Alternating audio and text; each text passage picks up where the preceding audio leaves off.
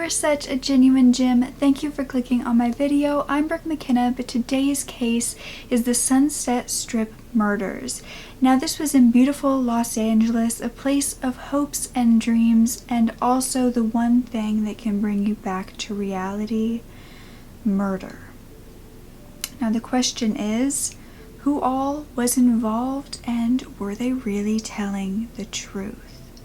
By the way, I post so much content like this. It is my absolute passion to tell these stories, and so if you would like to support me, all you have to do is subscribe and watch these videos, and it would mean the absolute world.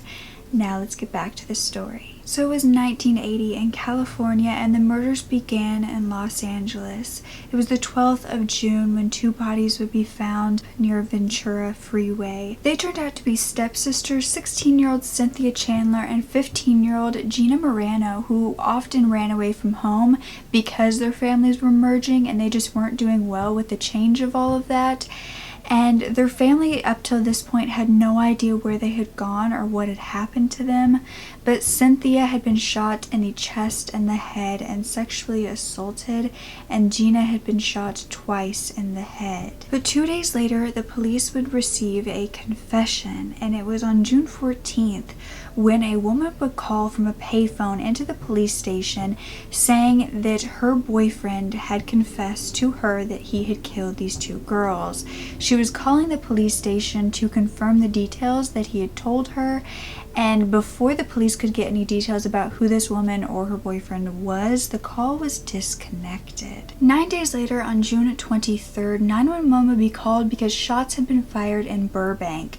When the police reached the scene, they found a woman in the gutter who had been shot to death, and they identified her as a sex worker from Arkansas named Karen Jones. Unfortunately, it would only be 3 hours later that the next body would be found, and it was nearby at a restaurant, kind of in the back in the dumpster area, laying outside, decapitated. This head was nowhere to be found, but through fingerprints they did identify this woman to be another sex worker named Exie Wilson, who was friends with Karen Jones, and they actually both were from Arkansas. They both worked the streets and they knew each other quite well. No one knew who was doing this or why, and they still had no idea where Exie's head was, except for 5 days later they would receive it. There was an alley nearby where Exie's body was left, and a man went over to open this pine box that had just been ditched in the middle of the road, and when he did, he found something wrapped in a shirt. It said Daddy's Girl on it. It was a pink shirt with Daddy's Girl written on the front, and when he unwrapped it, it was in fact Exie's head that had a gunshot wound. This head had also been frozen when it was found, and all of these women so far had been shot by a .25 caliber automatic Raven. So they knew by this point that they had a serial killer on the loose, but unfortunately they couldn't catch him fast enough, and 3 days later on June 30th, another body would be found. This time it was in the woods of the San Fernando Valley, and the body was pretty decomposed by this point. They could identify her though as 17-year-old Marnette Comer, who had gone missing weeks prior from Sacramento, and the last thing she had been seen wearing was a pink Daddy's Girl t-shirt. Now, it appeared that Marnette had gone missing 3 weeks prior, meaning that she could possibly be the serial killer's first victim. It would be a month before another victim was added to this list. It was August 9th, and in Van Nuys, the residents on this neighborhood were calling into the police because they had noticed a strong odor coming from a van who had just been sitting there for quite a long amount of time. And so when the police went to search this van, they realized the van was registered to a Jack Murray, and when they got inside, they saw that this man was now deceased, and his body was swollen because of the heat inside of the van, but he had actually been stabbed 9 times and was missing his head. The only evidence left in this case was 25 caliber shell casings from the gun, and this is something that would ultimately connect this murder to the other murders in the area, and they did have so much more to work with in Jack's case because there were witnesses. He had gone to a bar the night that he first went missing, and he was working there. He was a singer, and he was there on work doing some performing, and some of the witnesses at the bar that night said that he was with a woman, and that this woman was someone that was an ex-lover of his, as well as someone that he had conned out of money, and they kind of had a tiff about money, not that night but previously. And this, of course, raised red flags to police, and they immediately went over to this woman's place. Now, this woman had allegedly also told her coworkers that she had killed Jack. Her name was Carol Bundy, and they asked her to go down to the police station with them, and she actually had a roommate named Doug Clark who offered to go with them to the police station in order to help with any questions they had. And so when they got to the interrogation rooms, they were separate, but Carol was saying when she was asked, where were you that night of Jack's murder, she told them, I was with Doug the entire night.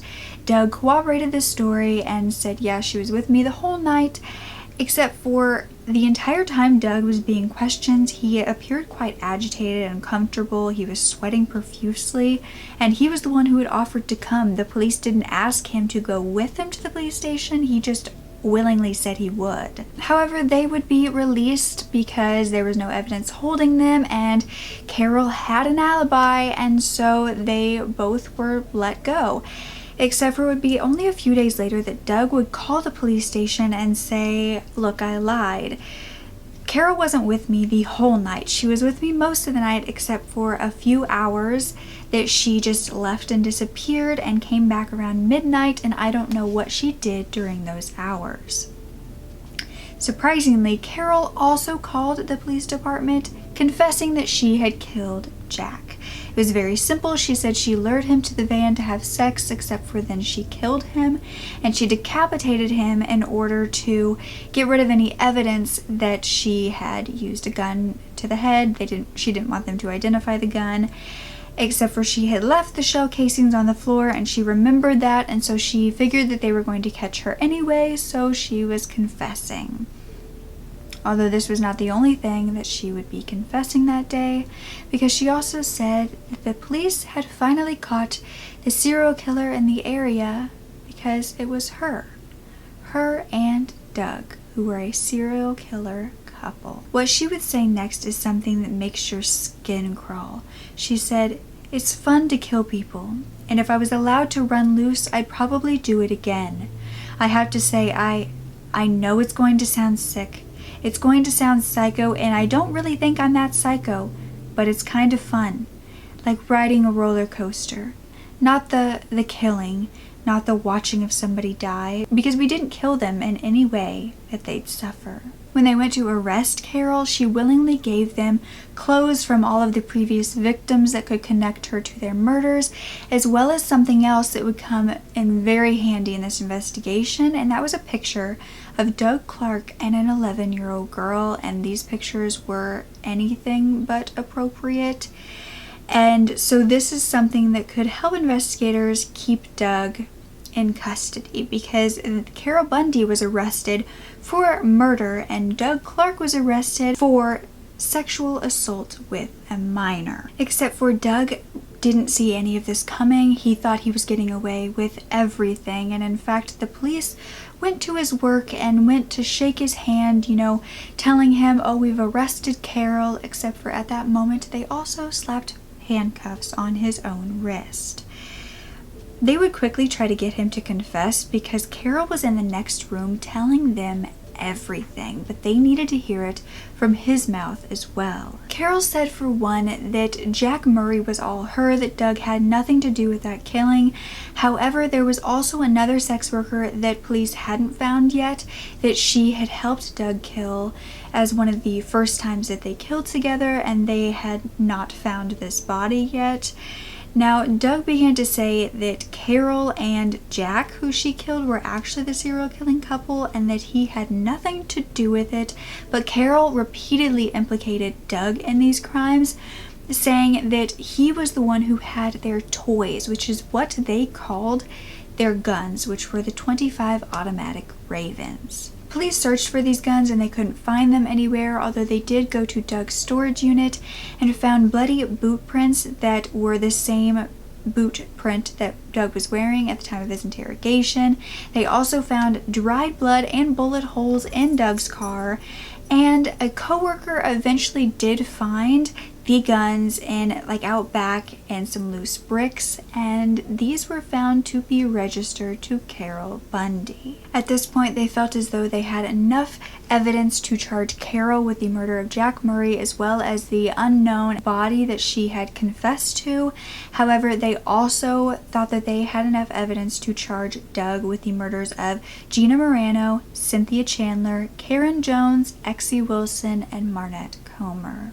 Luckily, before this trial, investigators actually found this missing body, or so they thought at this point, and it was on August 26th on Antelope Valley by a worker inspecting water towers. Now, this body did have a gunshot wound to the head by a .25 caliber automatic Raven, just like the other victims, and this victim is still unidentified today as Jane Doe number 18, wearing a red sweater. But this meant that they could charge Doug with another murder, because they were already charging Carol for this one, but they could officially charge Doug with it as well. Now, at first at this trial, Doug attempted to blame Carol for manipulation and said that she was the reason that he did any of this, and basically all of the blame needed to be placed on her, that he was a victim in the situation. However, the jury did not believe one word of this and sentenced him to death on January 28th, 1983. And then, at this point, it would be found that the unknown victim that Carol had said that she had helped Doug kill was not actually this Jane Doe number 18, because another body would be found, which is also unidentified today, and Carol admitted that this body was the one that she helped Doug kill and not the previous one. And this would be 2 months after Doug's trial. At this point, Carol was going into her trial, and she at first was going to attempt the insanity plea by manipulation and love from Doug. However, she thought better of this and decided to plead guilty in order to get 52 years instead of death. So she got life instead of death on May 2nd, 1983. But when discussing serial killers, I always like to look into their past to see what could have made them commit these horrible crimes. So what were Doug and Carol like growing up? Doug was born in 1948 to a family that moved around an awful lot due to the fact that his father was a naval intelligence officer. Doug went on to attend the Culver Military Academy, but would graduate in 1967 and move on to the U.S. Air Force. Now, Doug had not really a lot of friends growing up, it was said, and was quite arrogant as a child. He would later say that at a young age, he started having a strong urge for different kinds of sexual activities. I mean, he even wrote an explicit letter to one of his teachers saying what he wanted to do to her, as well as recording the activities that he was doing with other students on campus in his dorm room. He even dubbed himself King of the One Night Stand. Doug was eventually discharged from the Air Force, but he would go on to work as a mechanic for a while, then a steam plant operator. Then at 24 years old, he would marry a woman named Beverly and was working at the Jergens soap factory. He would often wear Beverly's underwear around the house. She caught him several times. He did this when he was young with his mom's underwear as well, but nobody ever really asked him about it or knew what that meant. But when he was working at Jergens soap factory, he was fired yet again for violent threats against coworkers, as well as setting his car on fire to get the insurance money. He was very bad at keeping jobs, and he was very bad at not cheating on his wife. And he would often go to bars behind Beverly's back, and that is when in 1980 he met Carol Bundy, who was 6 years his senior. Now, Carol was born in in 1942 to alcoholic and abusive parents, it was said, and her mother actually died of a heart attack when Carol was young.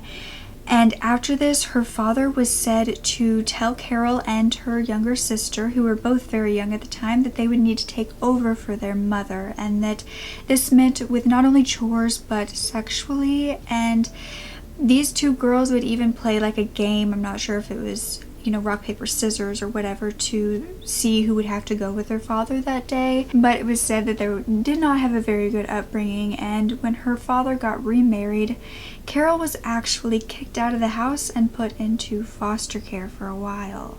By the time that Carol was 17, she married a 56-year-old man, except for he was forcing her to basically use her body for money. And then she went on to marry another man who was a science fiction writer who also wrote R-rated material. And he was very nice to Carol. He in fact even paid for her nursing school and was very supportive of everything that Carol did, except for at this point Carol was cheating on him with both men and women. Carol would graduate nursing school as the valedictorian.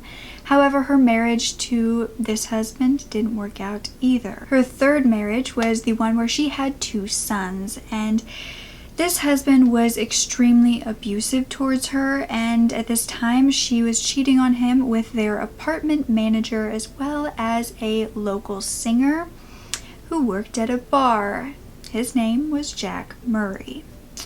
That's right, Jack Murray. And Jack also had a wife and 2 kids, and Carol really wanted Jack to leave his wife, and Jack refused and just continued to lead her on, saying, we can just continue this, I will get away from my wife, I will divorce her in time. You know, they always say in time I will. But he was not doing that, and so Carol actually went to Jack's wife and bribed her to divorce Jack herself. After this, Jack's wife forced him to evict Carol from the apartment that she was staying at, that they were managing, and Carol didn't get the hint to stay away from Jack at this point. In fact, she continued to follow him around to different bars he was singing at, and I mean, she kind of had a reason to. He had stolen several $1,000s from her safe deposit box, but she did give him the key to, because she was so madly in love with him. And one of the bars that she had followed him to was one named Little Nashville, and this is where she would meet Doug. They danced that night, and a few weeks later they moved in together. This is where their minds truly connected in the worst possible way, with all of their dark thoughts just overpowering, really, their common sense, their empathy, their any right mind that they had. Together, that was just completely washed away. And Doug told Carol that he kind of had some sick, dark fantasies, and that if a woman truly loved him, she would kill for him. And this is why Carol bought them the guns.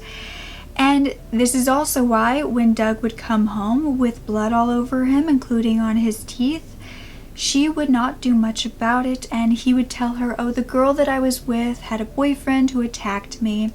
This happened twice, and this was also the time when a sex worker on Sunset Strip had been attacked and gotten away. Eventually, Doug began to tell Carol what he was doing, and that with Gina and Cynthia, he had picked them up on Sunset Strip because they wouldn't just go one each, they wanted to go together. So he picked them both up, and he was having Cynthia be very intimate with him, where she was kind of preoccupied when he would shoot Gina and then shoot Cynthia. He would take their bodies back to his garage, and they weren't fully dead yet, and so he would kind of play with them while they were in the process of that. And then once they were dead, he dropped their bodies on the side of the freeway. Carol found their clothes, and that's when she decided to call the police anonymously, and found out that it was in fact the truth, that these 2 girls had been killed just the way Doug had described it. But when Doug was telling her all of this, he told Carol, I might have to kill you because you know too much. But Carol was very approving of all of this, it seemed, and so it continued with Doug killing more and more girls. Now, he had met Karen and Exie together on the side of the road, and Karen had kind of said something that made him very upset. But he took Exie first, and this is when he, of course, killed her and decapitated her body and put her head in the trunk. And then he went back for Karen and killed her as well with her friend's head in the back. After that, Doug brought Exie's head home and put it in the fridge. And Carol would wake up every morning and put makeup on it for Doug. Then when Carol killed Jack Murray, she went home and she told Doug, "I brought Jack home with me." And Doug started getting very upset, saying that he didn't like Jack. He didn't know why she would bring him home, and that is when Carol laughed and opened up the trash bag she had to show Doug Jack's head, and that is when they both began to laugh. Now they were both in prison, and Carol would die of heart failure at 61 years old in 2003. However, Doug is still on death row today, and he continues to say that all of these murders were Carol's doing and that without her he wouldn't have done any of it. And he even said in an interview from prison, "I was 32 when I was arrested, a happy-go-lucky bachelor chasing skirts in LA, sharing a condominium with a homicidal lesbian, a sadistic lesbian serial killer." And by this point, Doug had come up with a story that was just it. Carol was this serial killer that was a lesbian, and it was basically because she was a lesbian that she was a serial killer. It was absolutely a ridiculous story, and he would go on to say there's not many, but there have been lesbian serial killers. It was just, he was trying to come with the most outrageous theory to make him seem any less guilty than he was. But do you think that the killings were an equal partnership? Some think that Carol wouldn't have done any of this without Doug, and some say that Doug had an alibi for 5 to 7 of the murders, and that he had no evidence that he had actually murdered these women until Carol's confession, and that she was most likely the main killer or the only killer in their eyes. But what do you believe? Now, I truly believe that these were just two messed up minds coming together in the worst possible way to commit these crimes. I didn't ever get the sense that Carol was scared or felt that she had to stay with Doug. It was more of she heard what he was doing and kind of enjoyed it and liked what the power felt like and continued to stay and do it because she wanted to. And especially with killing Jack Murray and bringing home the head, she wanted to prove to Doug that she had the power too. She could do it on her own, she could hold her own. And something about the interviews that Carol would have, she would just talk about these killings as if it was just normal everyday thing that everybody was used to, that it wasn't a shocking thing to talk about, because in her mind it was normal, it was okay behavior. I mean, yes, she had a dark childhood, and I know that many can put a blame on that for these killers, except for she could have chosen a better path if she wanted to. And I think that Doug was kind of evil from the beginning, and he also could have chosen a better path if he wanted to, and they just both didn't, and together just kind of fueled each other. I do think that both of them would have probably led to a life of crime eventually. It probably would have just taken Carol a little bit longer than Doug to get there, but I don't think that she was far away from doing so. If you have any more serial killer couples you want me to cover, I'd love to. Just let me know down below, and don't ever forget to speak up. Your voice is powerful enough, and I love you to absolute pieces. Okay, bye.